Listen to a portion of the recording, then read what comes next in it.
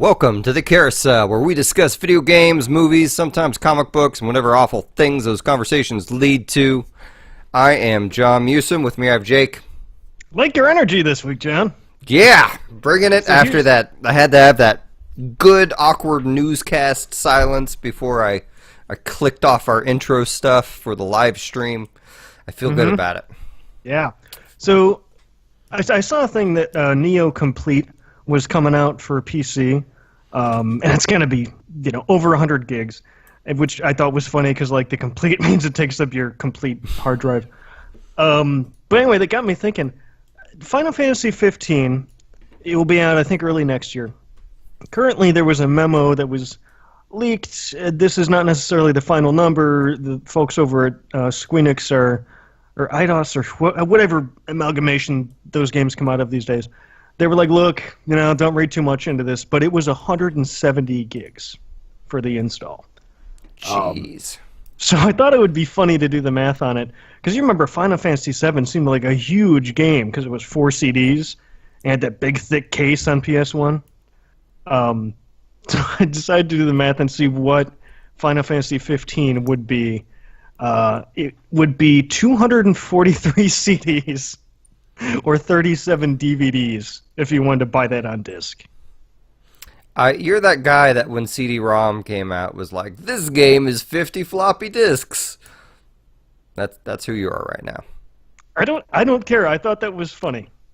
I almost did run through floppies as well because those are like 3 megs or something like that, and I was like, no, I don't. Because then there's always if you put these end to end, it would breach Bolivia or something, and I don't ever think those are funny, but it just made me laugh because it's so Final Fantasy to do that. And now they're like, fuck it, it's all 4K, HD, whatever, go. Yeah. It made me laugh. Man, I would like them to come out with a complete version of Final Fantasy 15 and then give me a discount on it so I can just upgrade my PS4 version and then just use all my save data from there so I can just fly through all the DLC story content, because I kind of suspect that the story content on those might be alright, but...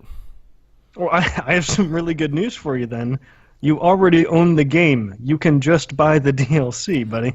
Yeah, but you know how this goes. They're gonna, the situation that's going to wind up happening is it's going to wind up costing me more to get the DLC at a Christmas sale than it will for me to just buy the digital all-in-one game.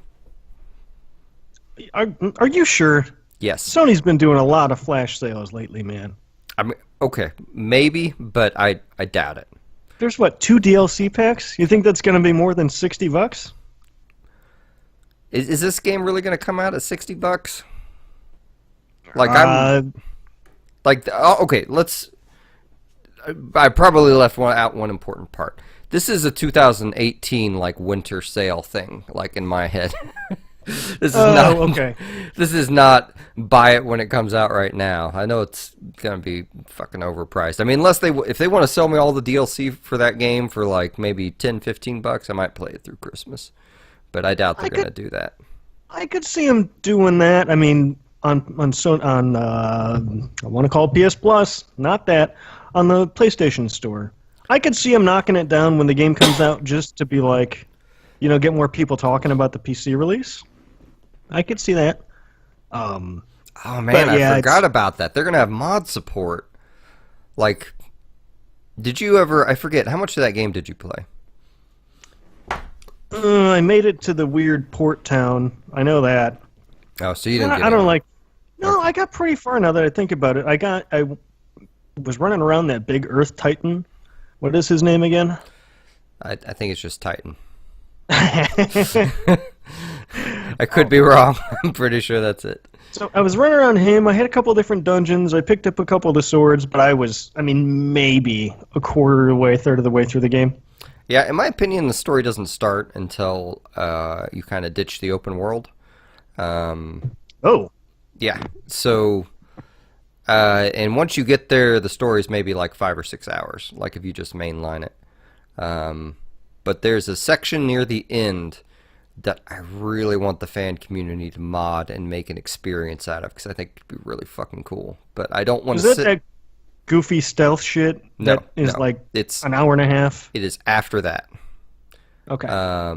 I can't say what it is because it's a huge spoiler, and it is like, I mean, to me, it's almost the main reason to play the game is that they go that route.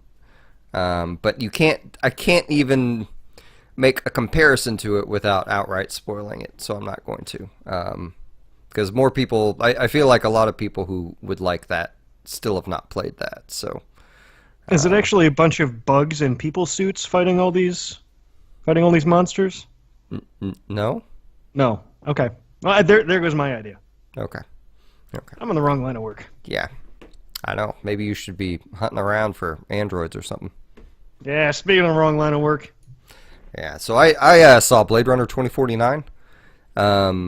I meant to rewatch the original and go watch the anime before I did it, but I really wanted to see the movie before everyone else inflicted their opinions on me, so I could inflict my opinion on other people first. Yeah, that's it. You got to go first strike, man. Yeah. So I wasn't sure what I was going to think about this movie. I really, really like the original Blade Runner, even though it's been a couple years since I've watched it, and I don't own it on Blu-ray. I own the DVD 4-cut version, whatever it is.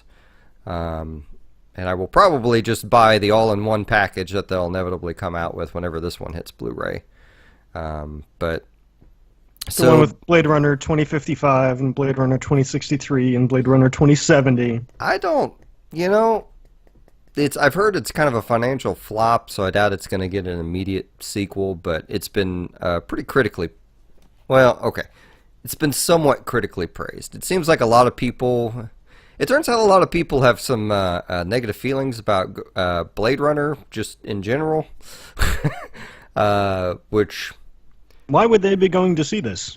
I don't know. I feel like half of the things I've read this week are how the original Blade Runner is bad in a lot of ways, and how the new one is bad because it's not enough like the old one, or something like that. But it's...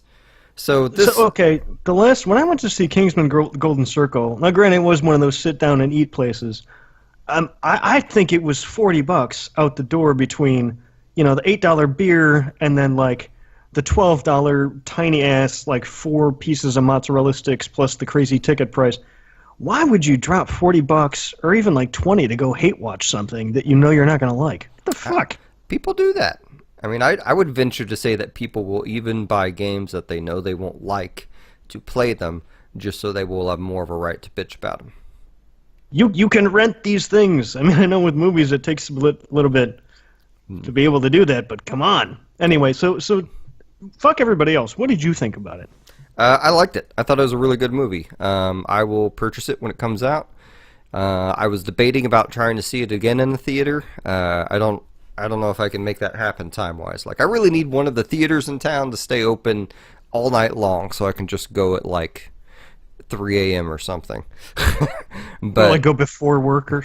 Yeah, like before work or on the weekend when I'm just not sleeping anyway for some reason.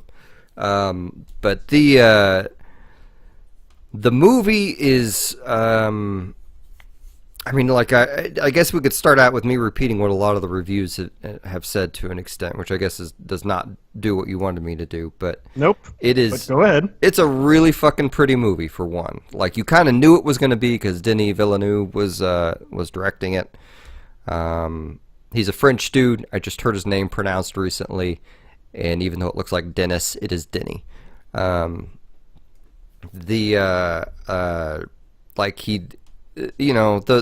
Blade Runner is atmosphere to a large extent, and they pull that off, The things that surprised me most were, one, I wasn't sure if I was going to be able to tolerate Ryan Gosling.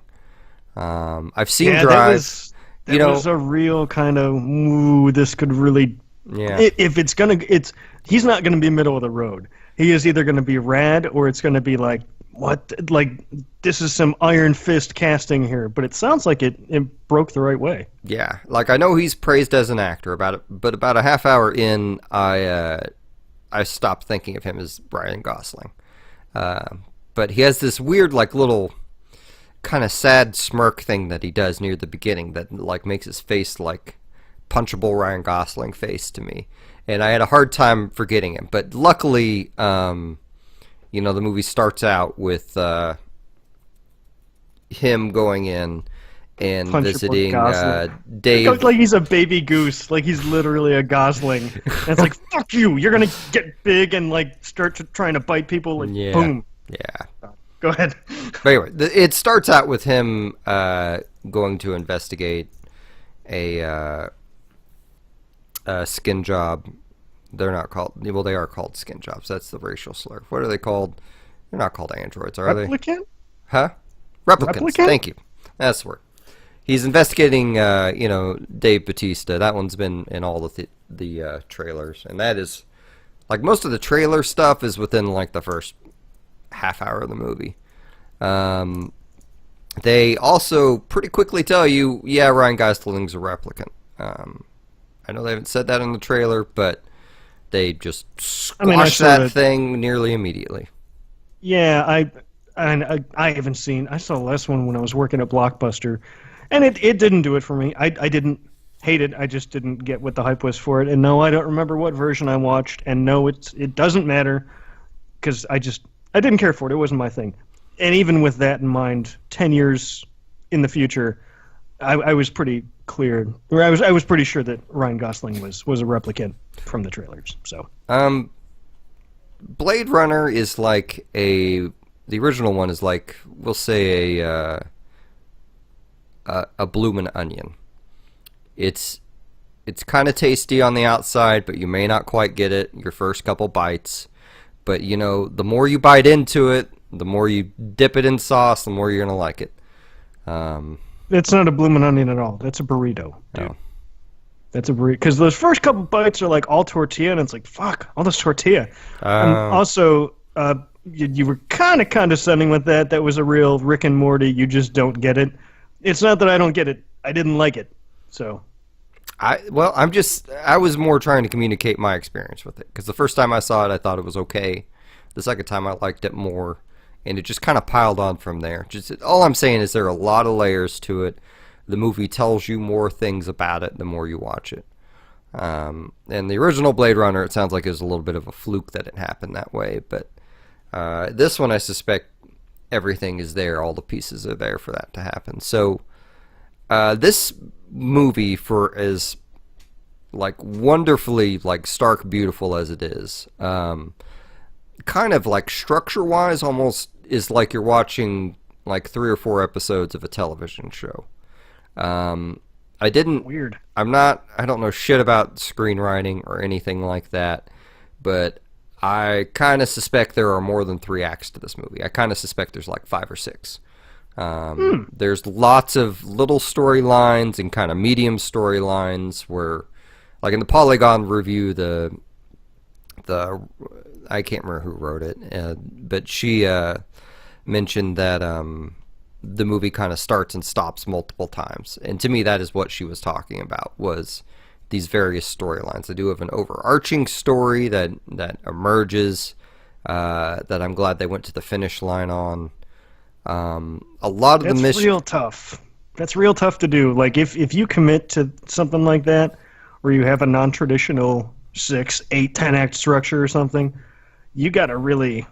Because, I mean, I feel like American Beauty probably had that. It's been a while since I watched it. I should watch that again and look to see if that's a thing. And it can feel meandering if it's not done right. So it sounds like you and this author kind of have a split opinion on whether that worked or not. Yeah, and, I mean, it's... I like to criticize pacing, but at the end of the day, like, it really is going to be down to self-preference, you know?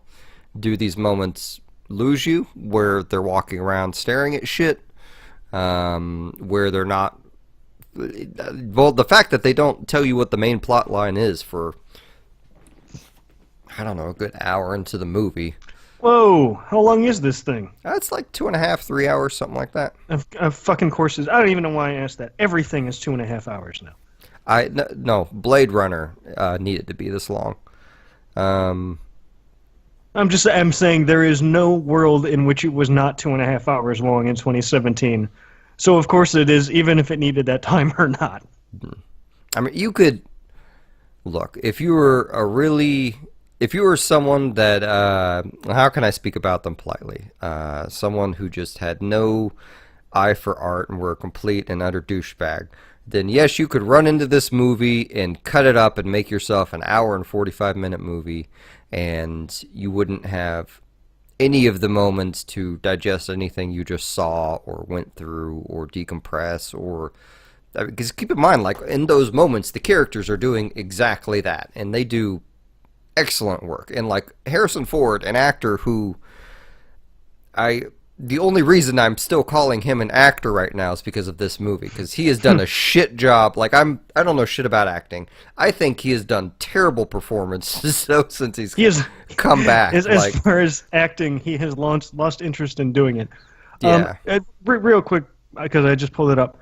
Kingsman Golden Circle was 2 hours and 21 minutes. That is a movie that did not need all that stuff. Yeah, that does sound unnecessary. It's here. I get it. Like I get it. I'm sure they use that time valuably. I'm just saying it's easy for that not to hit for everyone. Yeah, and this movie isn't going to be for everyone. I think it will be for more people than evidently Mother was, but like it's I really liked it. The soundtrack, they had 3 soundtrack artists on it. It originally started out with Johann, I forgot his name, but it's the guy Denis Villeneuve used on his previous movies. But that guy at some point said, or Denis said, like, look, we just aren't capturing the music of the original, and that is one of the most important aspects of this movie. So then they brought on, I just forgot his name. The guy Nolan always uses, Hans Zimmer, and they brought in, I went blank on the other guy's name. And I don't know that they used any of the original guy's score, but I think they pretty well nailed what I want out of a Blade Runner soundtrack, which is lots of synthesizer pads, and then they kind of mix it in with these kind of dark, kind of guttural moments that almost reminded me of the soundtrack of something like Irreversible.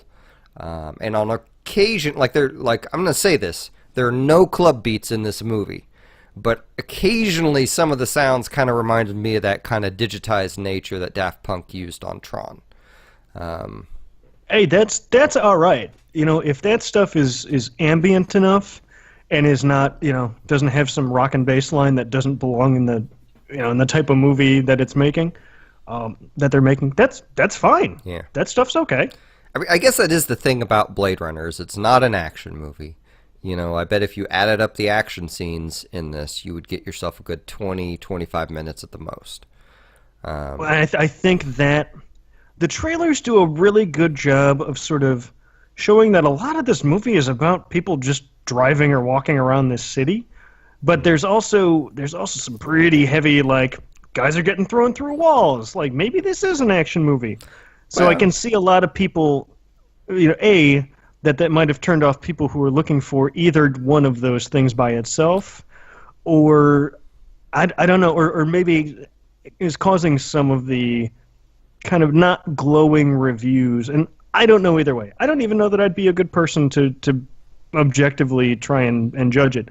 I have no interest in the series, really. But I could see how some people could come out being...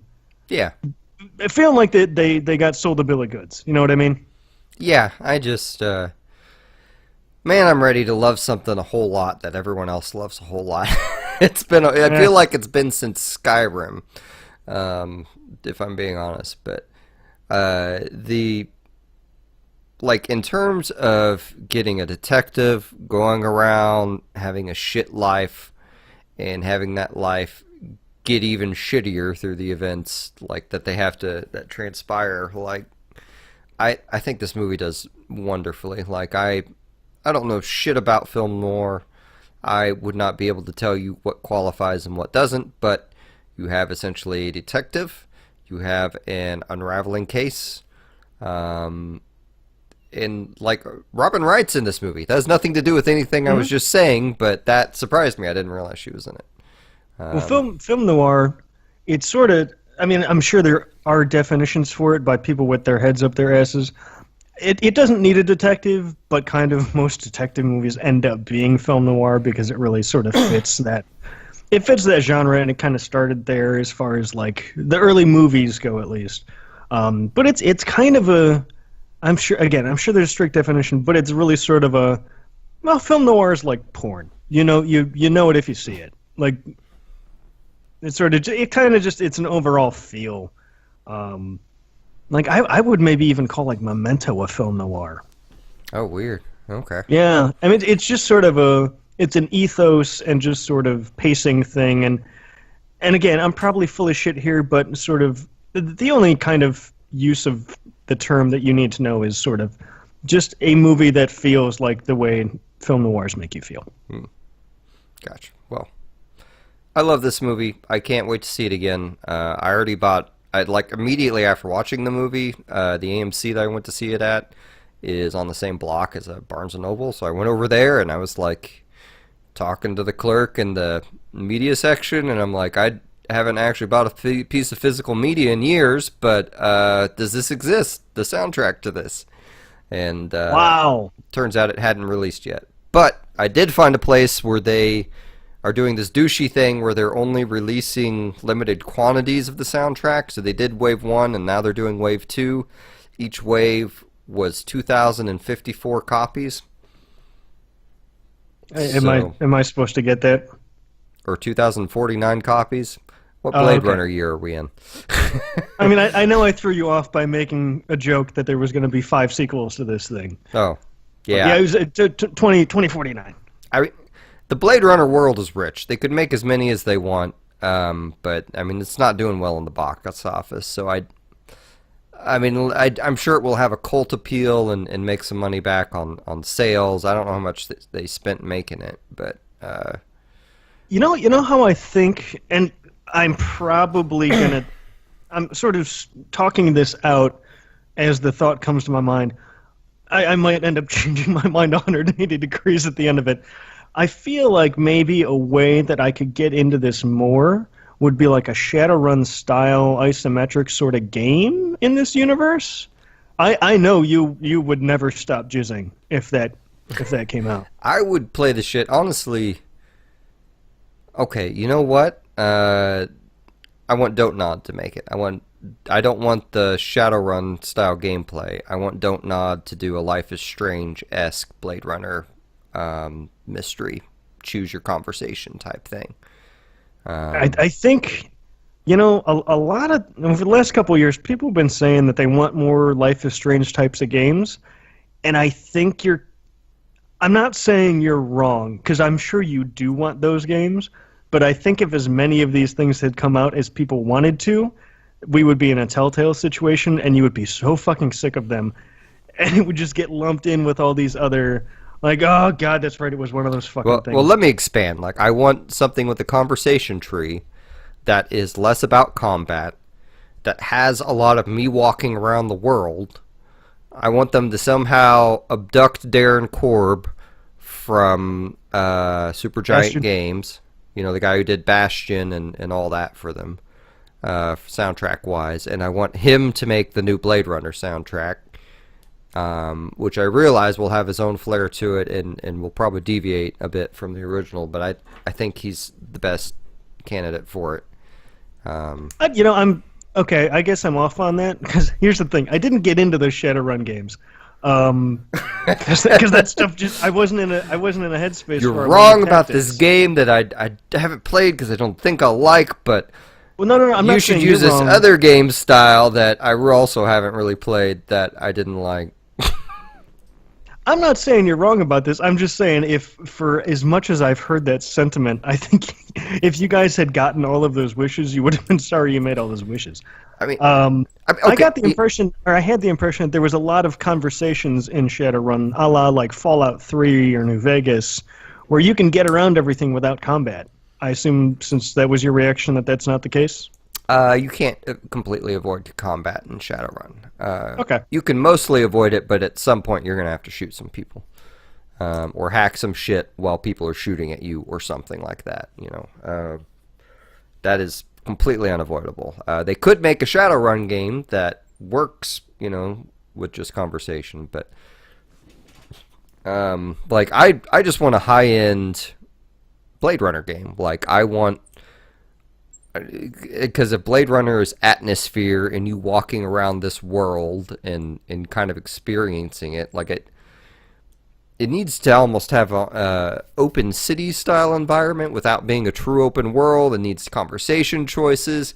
It needs a really typical combat system for the few instances that you run into combat to just have when controls that you're already used to.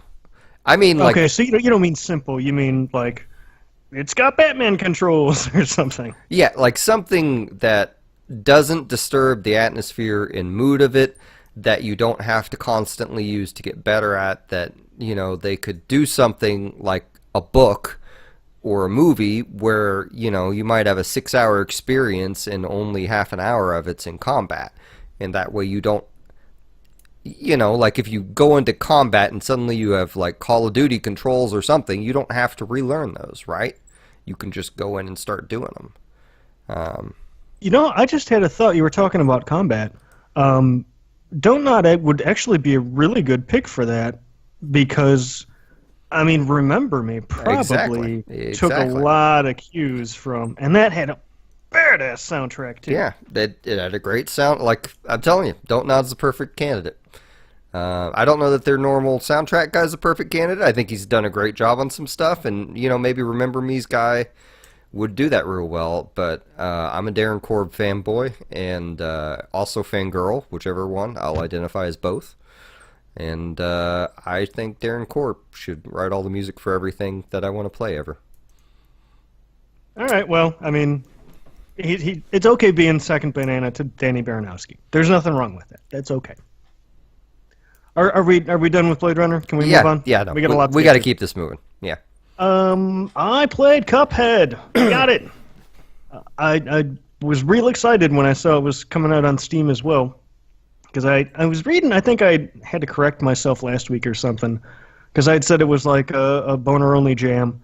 And it's not. And it's super, super good. I mean, I'm like, going to kind of... Go ahead. The gameplay looks horrendous to me. I gotta be honest. Like, it's kind of a bullet hell platformer, isn't it? It mostly is. It's kind of... I started out going into this thing being, like, sort of bummed that they ended up not just making it a boss rush. Because the side-scrolling missions are fine, but they're not great. You know, and here's the thing. This is not the type of game I am good at. It is platforming, but a lot of it is like static. I think I've heard Gunstar Heroes brought up, but I never played that. So I think of Mega Man fights. I think of these things a lot like Mega Man fights with a whole lot of props. I mean, just as far as how they're arranged. You know, you're not. Every once in a while, you have sort of the dragon, the mechanical dragon from Mega Man 2, where you sort of have to, you know, hop along blocks as he chases you for a while. But most of them are pretty sort of static. You are in the boss square. You know, maybe the camera moves back and forth a little bit because it's really a boss rectangle, but that's kind of it. And it's not my type of game. Like, if this was Dark Souls and it was, you know, 20 bosses or however many are in this, I would have had this beat. Well, I would have had it beat by now. I don't know that I would have been able to do it in a night or anything, but in a good weekend, I probably could have burned that thing to the ground. I am on what I believe is the second to last fight in the sort of normal path of the game. I guess there's sort of extra stuff you can unlock that I'm going to spoil for myself once I finish up. So really, it's got stuff going against it for me. But, man, the stuff that everyone else is talking about, they're all dead on right about. And it makes up for that stuff. You know, the animation is incredible. It looks even better when it's right in front of you than, say, you're streaming it over YouTube or whatever. When it's running on your machine, it looks even better than it does there. And it looks real fucking good there. The soundtrack is obviously incredible. Yeah, they nailed everything that they were going for with all that stuff. what you sort of don't get, because all that stuff you can understand by watching a quick look or the trailer or whatever. What doesn't come across is just how tight those controls are. You know, I'm not a person who knows what they're doing with Mega Man, but for a person who knows what they're doing with these types of games, I mean, they could probably one-shot most of the game because the controls are that tight. This has been mentioned. You do have to change the button mapping. The button mapping is hot garbage. I ended up changing the dash from the B button to the right shoulder. I think I'm probably about ready to move some stuff around again because having fire on X and jump on A was working for a while, but it's not working anymore, even though I'm on the second to last boss, so to speak. So I'm going to change that up a little bit, but like the controls themselves are dog balls. But the way that the inputs go in once you get them right is the best. It's just the best. I am going to sort of spoil this boss that I'm on, because what these boss fights are all, what makes them shine so much is they'll have their own little gimmick. You know, like one will have those, the moving, you know, it'll be an auto scroller like I was talking about before, or I don't know. Okay, so I'll just go into this because it'll lend nicely to me bringing up a couple of these bosses. Mr. King Dice is sort of this second to last boss. You've gone, so like Cuphead and Mugman were gambling and gambling and gambling in the Devil's Casino, and they were winning, and then of course they fucked up because the house always wins, and it's the devil. So he's gonna take their souls, and they were like, well, no, don't take our souls. We'll go fucking mercenary and go grab a bunch of these other motherfuckers that already owe you, and we'll just be like your kneecapping dudes. We'll go get their souls, and then you can just let us go, right? And the devil goes, yeah, okay. So that's why you're killing all these bosses. So you get all these souls, and you get to the casino at the end, and Mr. King Dice, who has a really good, he's got a real good theme song. It's this sort of real swinging, like almost like Jungle Book, only dirtier, kind of like, it's awesome. Check it out on YouTube. Somebody posted a link. I think maybe Givinator posted a link in our Discord for it. It's real good. Anyway, so he stops you before you get to the devil because he thinks you're going to double cross the devil or something like that. There's not enough story to make it worth it. So he is stopping you from getting to the casino. And the way this level works is you load in, and there's like a roulette wheel behind you, and Mr. King Dice is like sort of looming over this roulette wheel, and he will summon a die. It's 1, 2, or 3. It's not like a 6-sided. I mean, it is a 6-sided die, but the way it rotates, only 3 numbers come up. And when you parry off of that, which is a mechanic that you can jump off pink objects in the environment, and there'll be enemies, projectiles from the boss, static things. If it's pink, you can parry off of it. Everybody knows this from birth. Pink equals parry.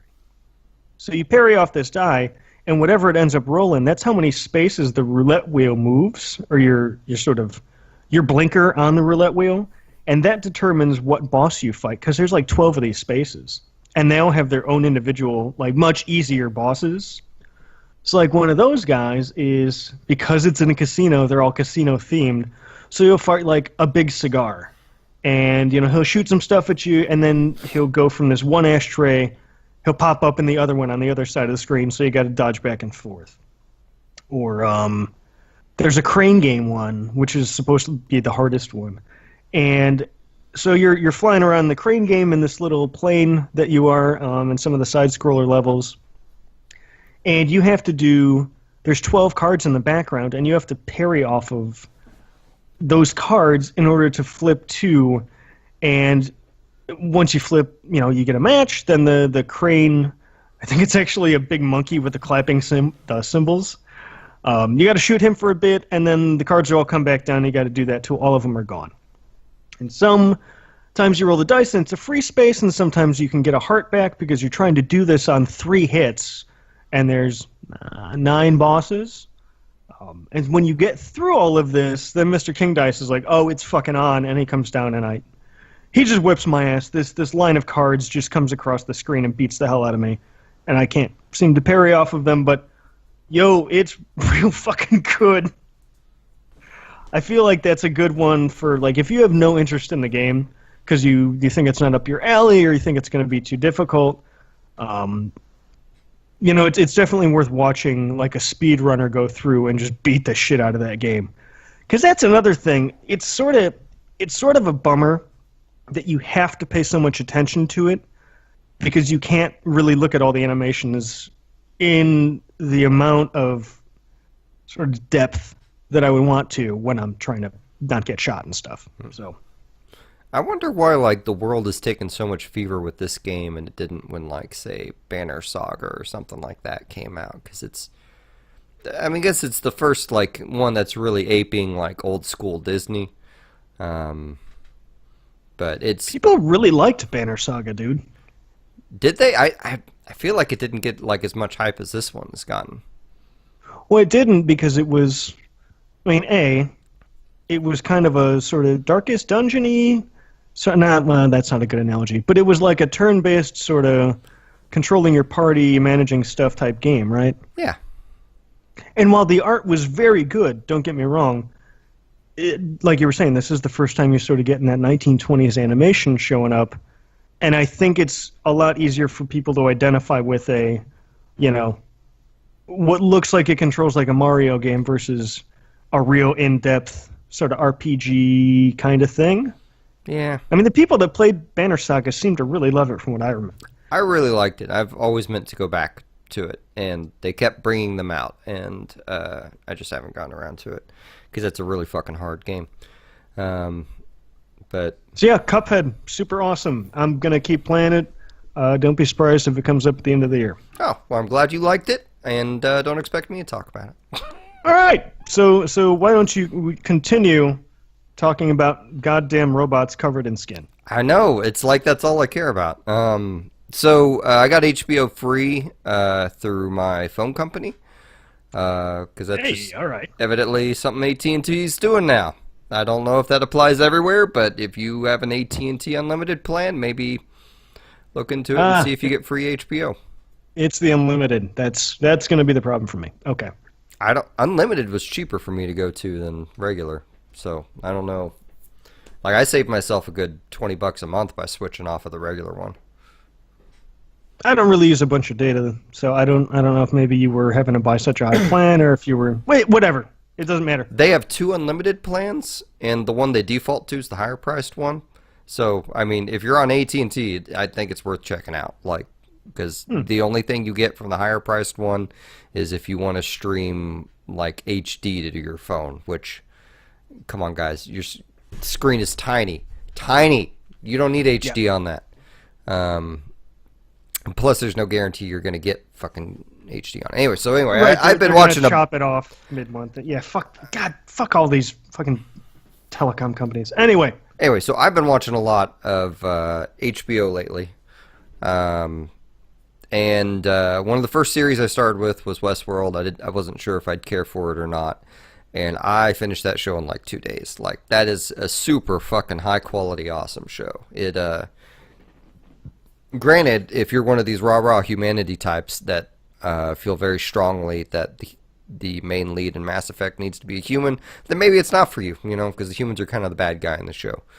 But overall, it's, if you aren't familiar with the premise of Westworld, the idea is you have this robot attraction theme park that you can go into and do anything you want.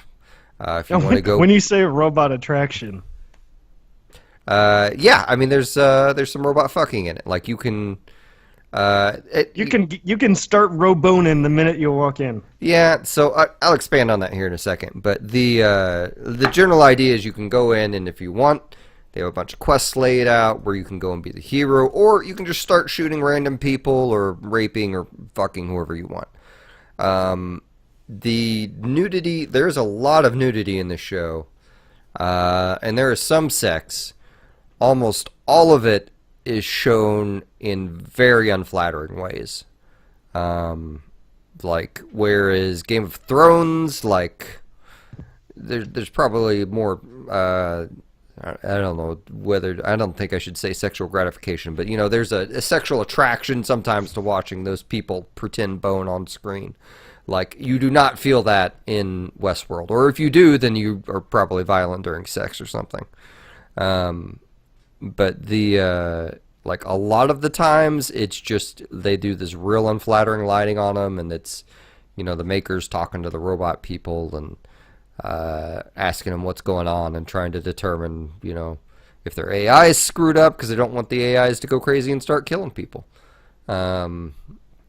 Well, right, they're supposed to. So the way it works is basically, me and John want to go to Westworld, so we book this 3-day weekend sort of trip there, and you get your 3 days or however many days, whatever, and they reset overnight, and it's set place in the West, and it's full of these androids that basically look and feel to the touch exactly like real people, and their AI starts going a little screwy, and they're not necessarily reacting the way that they're supposed to because they get reset every night. So basically, you know, it's not because they get reset every night. It's because they pushed out a software upgrade to a few of them. But right, but what I'm saying is they're supposed to just live the same life every day because they get reset overnight. But now they pushed out this upgrade, and it's not working the way it's supposed to, and that's what starts things going haywire. Yeah. It's hard to say what the main plot line and character is, but I guess really the main character is the world and the robots, and the tourists, like, the problem is, like, you aren't necessarily taking the show from the tourist vantage point because so many of them are deplorable. Like, there are very few of them that you think of as decent people. Because for a lot of people, this is guilt-free, whatever they want to do, because these things get reset every night and they get repaired every night because you have the future tech that, yes, this robot might quote-unquote die, but, they point the laser at him and then the skin stitches up. So these fuckheads, these rich fuckheads, like, if they get a rape fantasy, they can now go play that out. Yeah. If they've always wanted to kill a bar full of people, they can go play that out. So a lot of people use it for that. They let you... I thought it was... You know what? Have you watched the show? Yeah, I watched it all the way to the end. That twist was real good. And overall, I kind of left it going like, I don't know that I would keep watching that show. But it had a lot of good imagery and a lot of good, like, moment-to-moment stuff that I really liked. And one of those things was before you go into Westworld, like, you show up on a train, and you get off the train, and it is just Westworld. Before, you can't go in your modern clothes, so they take you to this, like, closet, whatever, where you can decide how you want to be dressed in the world, and they let you choose a white or a black hat. And, like, oh, that's cool. Like, it lets you sort of... Like, it gives the viewer an idea of, like, why are these characters going into this? What can you expect from this person? What type of person is this? But it was real subtle, and at least I didn't kind of put it together until later. I was like, oh, yeah, that's cool that they did that, because I didn't understand the significance. I mean, even though that's the old trope in Westerns, is, white hat, black hat, but... It was cool they put it in there. Anyway, I'm sorry, continue. Yeah, it's a really well-constructed first season. I think everyone turns in really good performances. I think, of course, the standout is Anthony Hopkins. But I'm not convinced the second season will be any good, but I really want to rewatch the first season because I think I will get a lot more out of it from a second viewing. But where do they go from there? Yeah. I don't see how they... I can't really express why I think the second season will be bad without spoiling the first. There's a very... Yeah, there are a number of reasons. Yeah, so... but that was an amazing show. I think it was awesome. I think the soundtrack was awesome. I think... that was the other thing I loved, is hearing all the fucking modern-day songs. Like, they do kind of these almost Western classical versions of it, like... They have a Something I Can Never Have, by Nine Inch Nails, but it's all played on, like, cellos and violins and stuff. And Was it OK Computer? Was that one of them? I know they did a But they're Radiohead all song. I can't remember which one. every time you go into the saloon, the player piano will be playing a modern song, and it'll take you like, I think there's like a Smashing Pumpkin song or something like that, and it's like you don't. It feels familiar, but you can't put your sort of finger on it until like the main hook or whatever comes, and you're like, holy shit, that's what they've been playing here all along. Yeah. And there's what, 10 episodes? Yeah. And they have at least 10 of them. Like, I may, if they just have a soundtrack of that stuff, I may eventually get that. But anyway. Yeah, I don't know if they did full songs for those. Oh, Painted Black was one of them. That was the first one I noticed. Oh, yeah, that was pretty obvious. Trying to find real quick. Holy shit, that's a 34-song album. Radiohead, The Cure. I remember The Cure. I remember them being on there.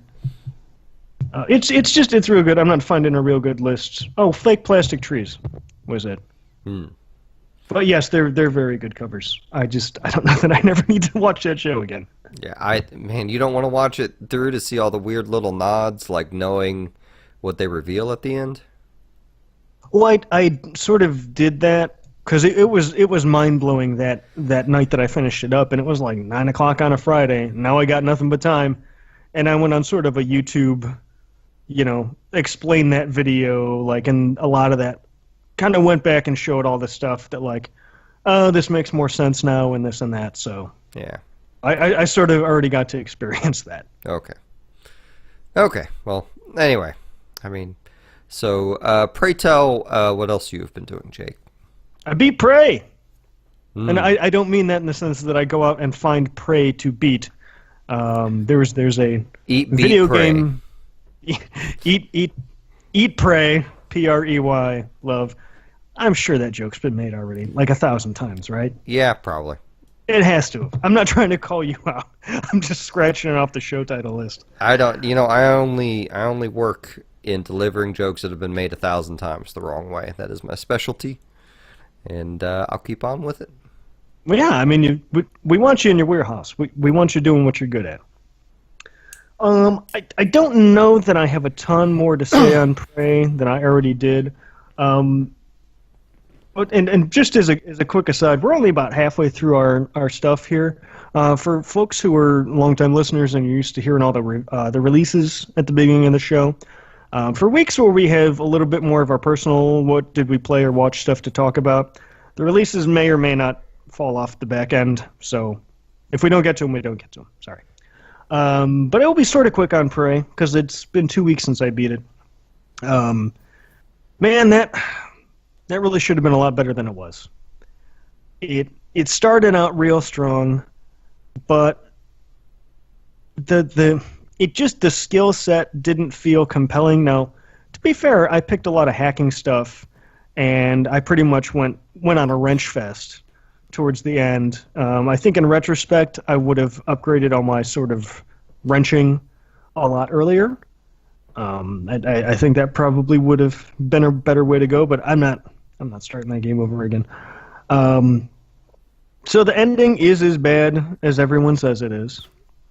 It's a very hacky ending.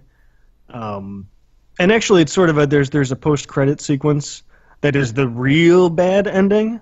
But even the sort of ostensibly this is the end of the game sequence. And it's different depending on the choices you make during the game. Minorly, I would think. I don't know. But the ostensible end of the game, because all along I've been going to blow up this space station. And I blew it the fuck up. And then there was like some voiceover like, I keep having these dreams. And then just credits. And I was like, fuck that. That was awful. It just... there's so much wasted potential with it. And the beginning of that game is such a great feel and soundtrack and just potential. It's just so much wasted potential. There's, it ends up, the enemies start being repetitive because there's only like maybe 5, it feels like. I mean, there's different versions of sort of the first enemies you run into that aren't mimics. The tall dudes. Oh, the Phantoms? Yeah. There's different flavors of those guys. There'll be the Fire Phantom, and there'll be the Lightning Phantom. There's Phantom flavors. But aside from that, there's like it's not more than 10 enemy types. That's for sure. So some of the aliens are spooky, and then there's robots. But there's really only like maybe 8 or 9 of them, and I don't like fighting most of them. And it's not because it's difficult. It's just because it doesn't seem fun. And man, they were so close. They had that cool BioShock sort of feel at the beginning, and then that sort of reveal right in the first 10 minutes was great. I don't know. I feel like there was way too much backtracking. And part of that's on me. Because you get a lot of side missions, and I wasn't turning off the waypoints for them early enough. So, like, I would have 5, 6 waypoints in the world at any given time, and I have no idea what any of them are, whether I have what I need to complete the objective when I'm there. So, like, part of that's on me for not turning it on, but, like, there's a lot of backtracking in the game, and that was not what I was looking for. Yeah, I really liked exploring that world, and I really like that game, but for some reason, every time I think about playing that game, I don't want to do it, but if I start playing the game, then I want to do it. So it's a weird thing with me, so I haven't beaten it yet, but I feel like there's really only maybe 3 cool areas in the game. And sort of the main, central hub I thought is real cool. I really like the garden. I think those are the only 2 I can name. I would have liked more stuff like that where sort of a Event Horizon isn't the thing I'm looking for, but you know how it's like I'm looking for more discrete zones, like you know how BioShock or BioShock Infinite, they have their actually the first BioShock is a really good example where it's like, here's the transit center and then here's the garden and here's where we get all our shipping done. But they all felt so distinct but also interesting. And I feel like you ran through that pretty quick with this one. It bummed me out. I'm sure there are people who loved it. I know Danielle Rando over at Idle Weekend and Waypoint loved it. I didn't feel it.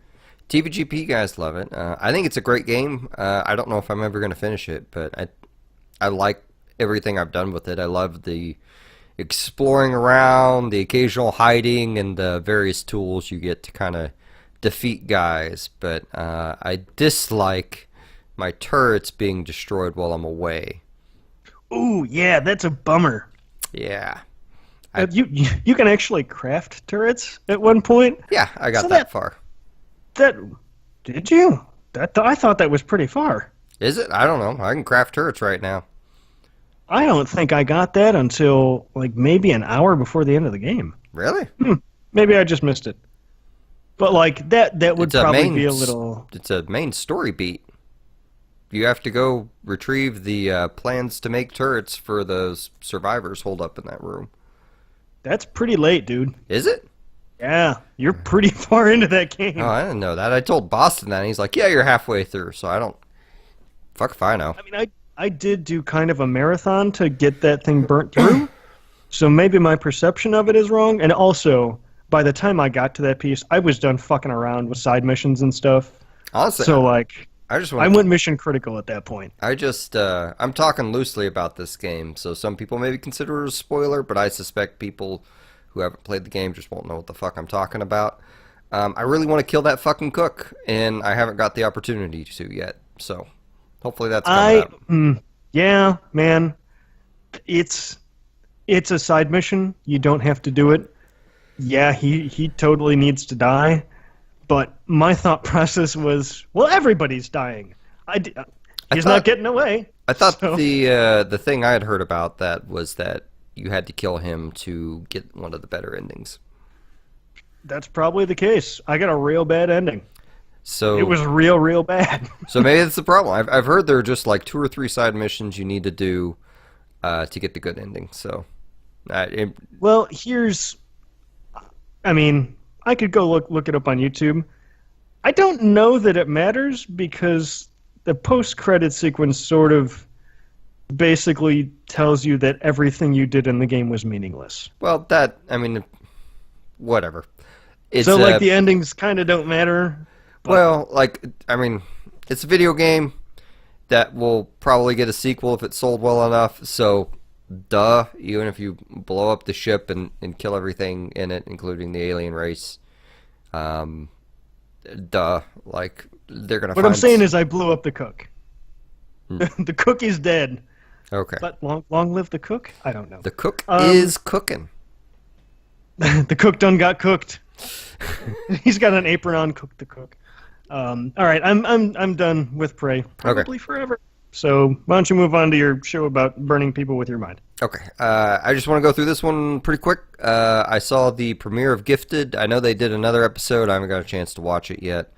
And honestly, me watching Gifted was just kind of a random occurrence of me and my brother usually watch a show every week, and we were out of Rick and Morty. And he had recorded The Gifted, and I said, well, fuck it, let's watch it. Is that season done already? Are they done with season 3? Yep. Holy shit. Yep. Okay. Season 3 is fantastic. It is some of the best Rick and Morty, it is the best Rick and Morty you will ever not laugh at. It's weird, like, how dramatic they get in season 3, but it still works. And they still have plenty of humor and stuff. It's just, because of the drama going on, it's hard to laugh at some of the other stuff. They're very, like, that's the piece of that show that sort of sneaks up and invites you, is that all this time they're really actually doing a lot of character development, and you're not realizing it until they make good on it. Yeah. It's real good that, like, they sneak develop stuff. Yeah, they all have really good character arcs, like, in this season, but I say character arcs, maybe it's not character arcs, they are all way more interesting characters because of what they've been through so far. But anyway, so The Gifted, this is the X-Men TV show without the X-Men.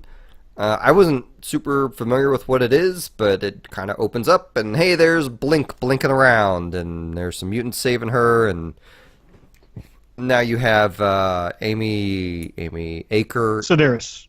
Oh. No. Amy Aker, she was in basically anything Whedon has done ever. But she was she played Fred on Angel, and I can't remember. She was the doctor with the scarred up face in Dollhouse. But anyway, so she plays the mom, and then the dad is the vampire from True Blood, the main guy. That's that vampire that was in the vampire show. The main character that was boning Rogue, that wound up marrying Rogue in real life. So that's a weird. God, that show was real fucking connection. dumb. But anyway, what is it with HBO shows and getting people to marry their in plot, like, love interests? What is that? Like, I mean, when you get to have the appetizer at your job, am I right? I don't know what I'm talking about. No, that was awful. Yeah. But anyway, so The Gift is actually not bad. Like, after seeing Blink in it, and then having them talk about the X-Men and the Brotherhood be gone, and then, like, there's this government Sentinel task force hunting everyone down, although they, I haven't seen a Sentinel. I don't know if they're going to do that. Well, in keeping with your theme tonight, and the budget they probably have, they will probably be Sentinels covered in skin so they can infiltrate. Yeah. And that way they pay actors instead of CGI artists. So here is, and they may have announced this and it may not be a twist, here's exactly what I think the show is. I think this show is the alternate movie timeline of here's what happens after Days of Future Past if Days of Future Past didn't happen, the movie. I think this is road to that. Like, wait, here's what happened after Days of Future Past if Days of Future Past didn't... Like the 70s section, if they hadn't gone back in time and saved people. Here is the modern day to future dystopia with Sentinels destroying everything, like path. Like, that's what I think this show is. So what, is this set like 2040 or something like that? No, it's modern day. It's okay. It's set in, well, okay, they didn't say a year. So this seems like it's sort of the middle chapter on the way to the dark Days of Future Past. Now you're with me. Yeah. Okay. Yeah, that is what I've been trying to communicate. That's why I think this is this, because Blink was in Days of Future Past team. She's in this. No one's real familiar with her. There's no reason they couldn't bring in a lot of the other characters, except I guess Sunspot will be in the New Mutants movie, so that he's probably off limits. But anyway, they have a few named, like, because they have Blink in there, it makes me suspect we might get a few other named X-Men types showing up. But the main kids that star in it, though, I don't think were great actors, so that's probably going to play against it. But everything else I thought was pretty good. I thought the effects were good. I thought the powers looked good. I thought the rest of the actors did decent. And they had a good tension filming-wise. Probably. I mean, Fox owns those rights, so... Okay. So this is a primetime show. Yeah. That a major network is throwing money behind. This isn't, and this is not to knock these other ones, because like you look at AMC or FX, like they can put out some sweet shit, but like, you know, there's a difference between a show being out on Fox and being out on Stars as far as what an expectation should be. So okay. So yes, we're talking major network. I just checked this out. So it is Fox. So anyway, so it's decent. I don't know if the second episode is any good. You know, might have done a 180. It seems like it's going to be a road trip show because fairly immediately the family's being hunted. So I don't know where it's going to go from there. But anyway, let's keep this thing moving. Speaking of mutants, what would it be like if they played a sport? Hand it off. Hand it off, John. So I saw this at PAX back when I went. It is Mutant Football League. You might realize that sounds very much like Mutant League Football. That's because this is from the guy who made Mutant League Football, who cannot make Mutant League Football because someone owns Mutant League Football. So this is the Mutant Football League. There is a demo available on Steam. If you liked Mutant League Football, I always liked Mutant League Hockey a little better, but that's fine. Go check this out. It is football played by skeletons and xenomorphs, who are, you know, changed just enough to not be xenomorphs, and orcs and all this stuff, and robots and shit. And it sort of parodies those and also parodies the NFL. Like they have, you know, but they've got all sort of garbage pail kids' names, you know, like the Denver Snot Rose instead of the Denver Broncos or something like that, except it's a lot more violent than gross. Although it is gross.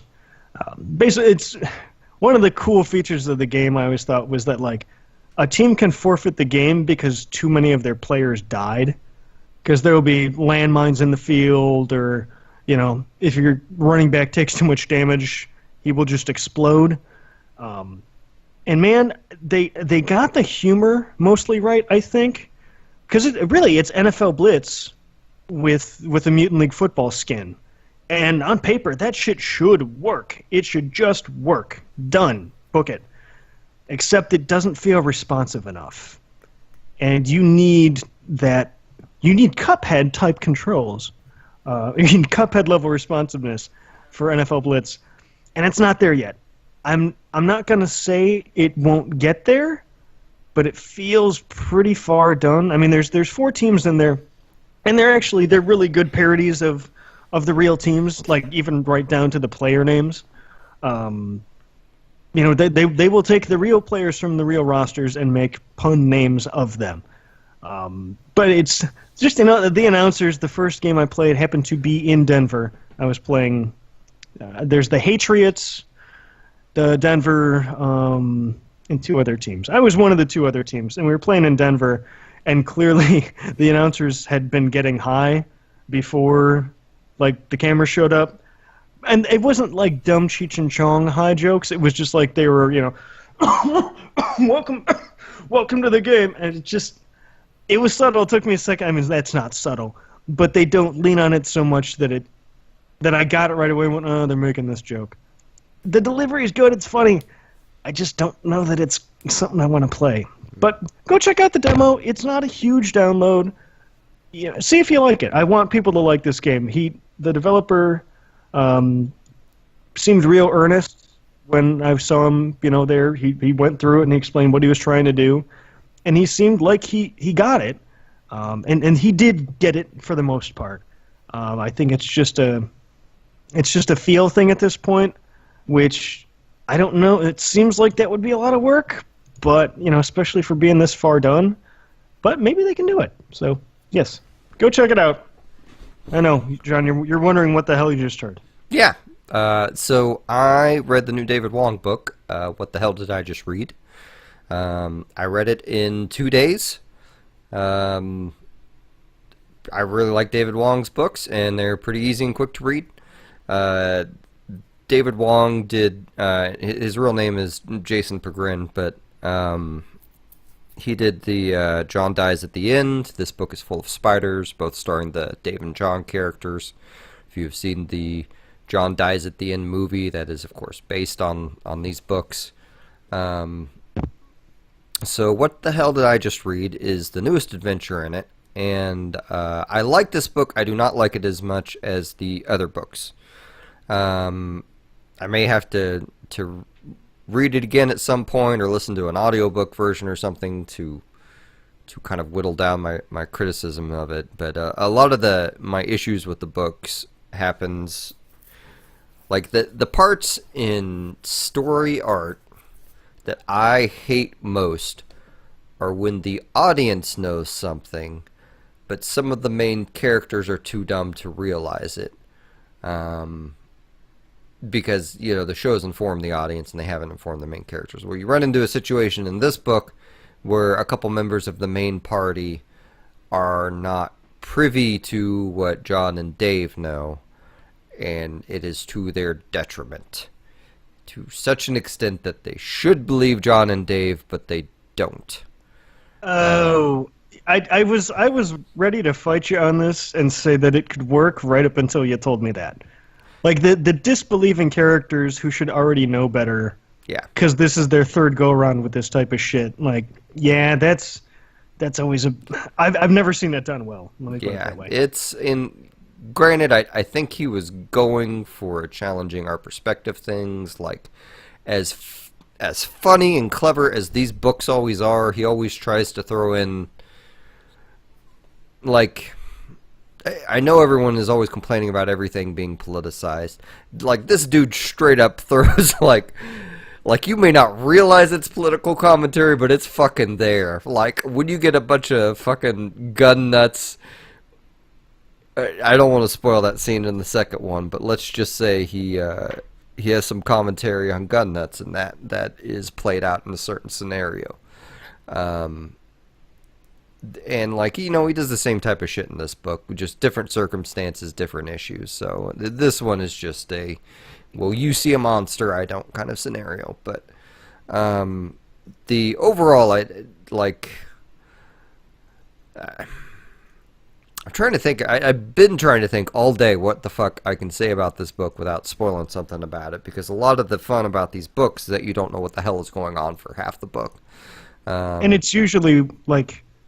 He comes up with wacky shit, like the meat monster from the first one that was made out of, like, not gross meat. I mean, yes, gross meat, but not like weird meat, like pork chops and sausages and shit. And like, it was that was a real clever moment. And like, he initially just did that as a short story, and everyone liked it so much that he started doing the weekly installments that eventually became John Dies at the End. And right. This is the fourth time we're going over that. Yeah. I love those books. It is funny, though, because at the very, very end of the book, he has this part where he's like, hey, this is Jason Pegrin. I just wanted to come in and say a lot of people have been taking these books to be real, and I feel very strongly that you can disprove everything with science, and none of this is real. So please, if you are seeing things or hearing things, please go get medical help. Like, he does it very nice and respectfully, but I guess a lot of people were taking because, like, if you think about like a lot of the horror aspects of especially in the first book, where they basically say, hey, all those weird supernatural things you suspect in your life, guess what? Those are really true. You just don't know it because you can't see them. Not shit like aliens are trying to, use drugs to, make us explode into more aliens or shit like that. Like, he's saying, like, don't use this to support your your belief in ghosts or something like that. Yeah, like he did it more out of concern. Like I imagine something must have happened to him because he did a YouTube or I don't know, he did like a video Q&A at some point promoting this book. And he said something along the same lines there too. And that gives me the impression that a lot of people were like had written him and said, "Oh, thank God someone's finally talking about this," which is I mean, we shouldn't be laughing, but yeah. It's, I mean, it has to be just like the weird little parts, those things you see out of the corner of your eye and you look and they're not there, and that's really is a ghost thing, or like there are elements to the way he portrays horror that I think get a lot of people thinking it's real, and then the fact that he makes his pseudonym the main character, like, got him in. He as ridiculous as the fucking stories are, he really plays a lot of this shit up. But oh yeah, he brought it on himself. Yeah, but I don't know. It's worth the read. It wasn't. I guess just the hardback's out now, which is like 20 some odd bucks. I can't remember the last time I actually bought a book, like a physical book. But it was nice having a physical copy of something to read through. And John was a lot more, like last book, you kind of just felt bad and sad for John. This book, he is way more entertaining and on his game. And like, they do a few... I feel bad and sad for John every other Thursday at 8 p.m. Central. But there are a couple chapters where John writes them. And they're super fucking funny. Because, like, the first time it happens, there's a big disclaimer that's like, this next chapter is from John's perspective. You probably shouldn't believe anything that happens in it. But I need it here to continue the story. And then it's, like, inevitably, like, John gets naked at some point in nearly every single one of his chapters. Like, shit like that, and all of John's chapters are written like they're in like a really dramatic action scene. But it's pretty entertaining. Amy even gets a few chapters too, which are sometimes entertaining. It's nice not having, because every time you get Dave's perspective, it's all kind of self-loathing and world-loathing, and Amy's is, this is what a healthy mind is like. But anyway, sort of an objective thing. Yeah. Speaking of objectives, you like that one? That one wasn't very good. I played The Evil Within. I bought it forever ago. I guess this is going to be what I do with Bethesda published games. It's half of them I'm going to play for 100 hours the week they come out. The other half I'm going to buy on sale, sit on them for a year and a half after I played an hour, and then just burn through them in a weekend. I played The Evil Within. I finished that up because I saw 2 was coming out, and as much as I hate the sort of spooky covers of pop songs or whatever, like that trailer really got me at E3. I was like, man, I don't know what the fuck they're doing, but that looks real good. And that's sort of the takeaway for all of The Evil Within. Like, I have no fucking idea what's going on in this game at all. Like, I know that this is a dream and it's some Inception type shit, but past that, I don't know why anyone's motivations are anything, even with you seeing, like, them dropping plot points here and there. Like, I felt very, very confused. I shouldn't have to go to YouTube after I beat a game and watch 3 videos to figure out what actually happened in it, but after I watched those videos, I realized what the problem was, and that was that it seems like most of the explanation of this game was in the DLC, which is real bad, but not surprising at all, because Bethesda. There's a couple of things I didn't like that sucked that I hope they fix. The textures load in. I played on the PC, and even then the textures load in way late, like all the time. Cutscenes, regular game, a lot of FPS, low FPS. It doesn't seem to matter. Those textures just sometimes decide to take a while to load in. So you have this blob that all of a sudden just becomes a thing with a face. It's There are some unkillable bosses that you have to like do a thing 2-3 times and they can one-shot you because this is a horror game. by oh my god, I've had his name in my head all week. Resident Evil 4 creator, Japanese named. It starts with an M, doesn't it? I want to say Michio Kaku. That is not it. That is a different guy. All that's coming to my brain right now is Miyamoto, and obviously Shin Megami Tensei. No, not that thing. I'm an asshole and should know it. I'll think of it at 9:31 when we wrap up the cast. So that stuff I didn't like. I didn't like so many be getting one shot. But I understand why that stuff had to be there because of the type of game it was. Mikami. Yeah, there we go. Thank you. So, that being said, this game, this is not a game to play for the plot. I mean, you can, if I went on a second playthrough, now that I've seen all these YouTube ones, I feel like I would have a much better time with it. But really, that's not what this game was about for me. It was about just taking a romp. Because this really is just a horror kind of inception. There is a bad guy who is running this dream world, and you got sucked into it somehow, and he can just come up with whatever terrifying shit situation that he wants to put you into. You're forever getting just teleported to different awful, awful places, and like in any other game it wouldn't work, but here it's a dream, and you're like, okay, horror dream. Sometimes you just blood comes out of the floor and pulls you through the floor, and then you wake up in an insane asylum. I don't know. Sometimes guys have safes for heads with barbed wire wrapped around them, and they can just, like, smash you in half. So sometimes that happens. It's just really fun to play moment to moment, and it takes a while to get going. I didn't like about half of the guns, and this is a Resident Evil 4 style thing where you never have as much ammo as you want. You always have as much as you need, but never quite as much as you want, and you need to use it carefully. There's you can upgrade all the weapons, you can upgrade a bunch of stats. It's good. It's fun. The set pieces are great. It is a very good-looking game. And for as bad as the writing is, the voice acting feels okay-ish. But just the atmosphere and being in all these crazy worlds, you have the spooky European village, you have the, being in the city where there was an earthquake and it's just everything's at the wrong angle.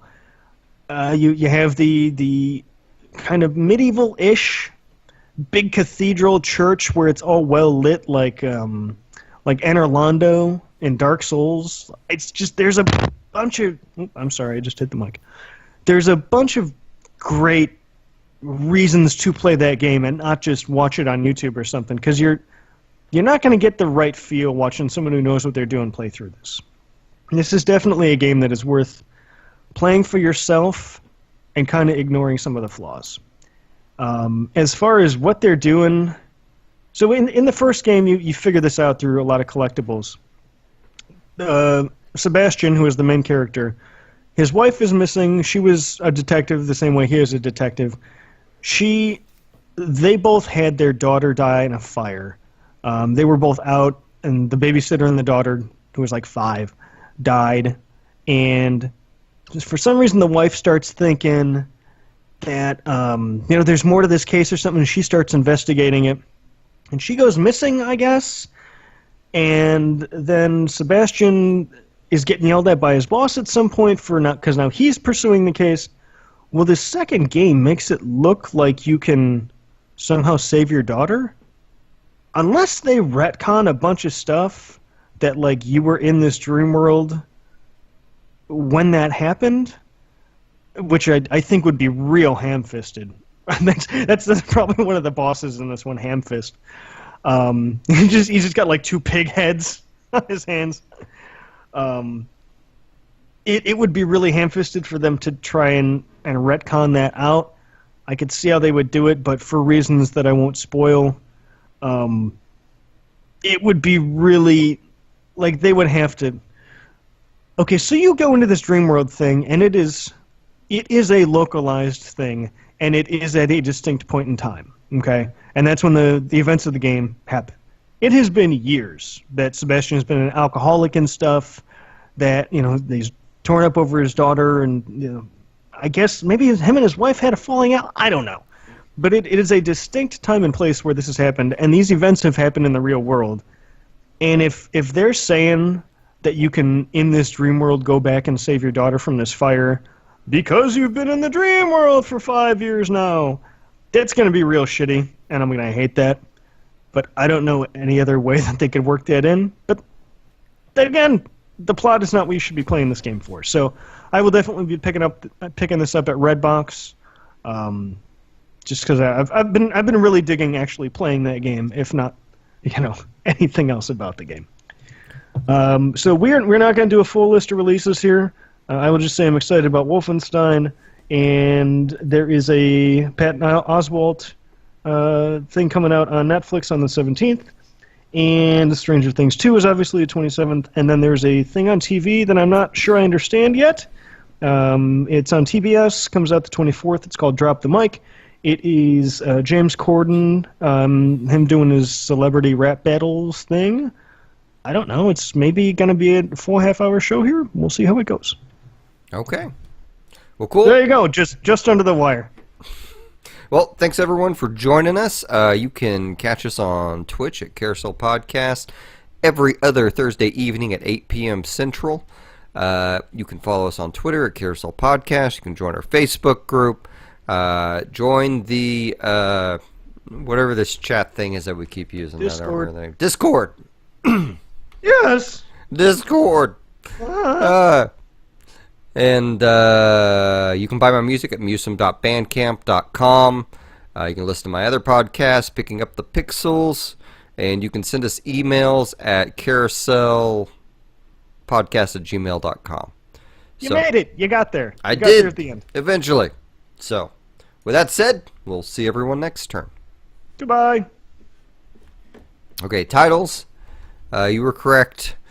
You only wrote them down.